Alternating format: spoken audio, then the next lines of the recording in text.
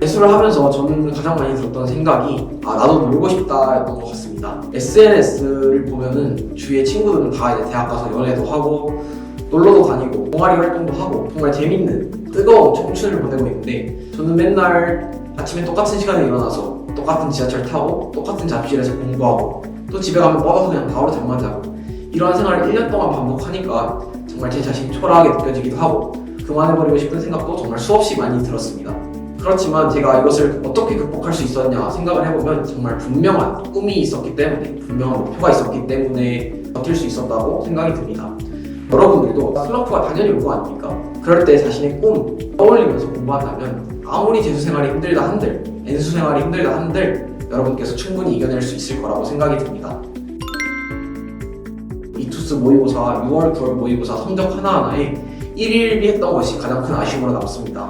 봤을 때는 마음이 막 다급해지고 열심히 공부해야겠다는 위기감이 들어서 상관이 없었는데 성적이 잘 나오면 자만해지고 설렁설렁해도 되겠다라는 생각이 많이 들어가지고 그게 가장 큰 아쉬움으로 남습니다. 그래서 여러분들은 재수를 하실 때 절대로 시험 하나에 1일비 하지 마시고 이게 내 수능 점수라고 절대 생각하지 마시고 꾸준히 공부해서 우상향으로 수능날 최고점을 받는 그런 일이 일어나길 소망합니다.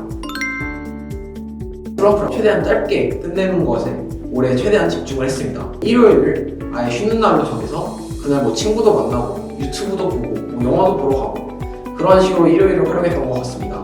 그러니까 아무 때나 좀 힘들면 쉰 게 아니라 정기적으로 날짜를 정해서 그때에만 쉰 거죠. 그래서 그렇게 체력도 보충해주고 잠도 많이 자고 하면서 체력을 이유로 슬럼프가 있었던 것 같습니다. 그런데 체력적인 이유로만 슬럼프가 찾아온 게 아니죠. 정신적인 이유로도 슬럼프는 찾아옵니다. 실제로 저는 고3 때 공부가 안 되니까 내가 계획했던 공부를 다 하지 못하고 신경이 쓰이니까 공부는 또 더 안 되고 공부하려고 했던 양만큼 공부를 못하고 이런 악순환이 계속 반복되었습니다. 그래서 올해에는 그렇게 될 때마다 마음 좀 편하게 먹으려고 노력했던 것 같습니다.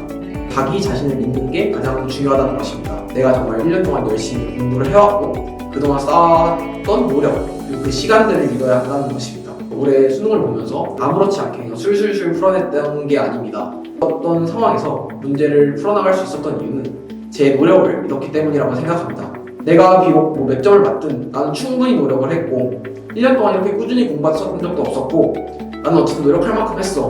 그러니까 내 풀이가 틀릴 수는 있지만 적어도 그에 대한 후회라고 해야 될까? 그런 건 전혀 없다. 못 보더라도 후회는 없다라는 마음으로 시험을 보니까 정말 멘탈이 흔들리는 상황 속에서도 끝까지 꿋꿋이 볼 수 있었던 것 같습니다. 여러분들도 이제 재수 혹은 N수 생활을 하실 텐데 정말 일단 한 해 동안 열심히 노력해서 흔들리지 않고 중간에 놔버리지 않고 공부하는 게 가장 중요하겠죠.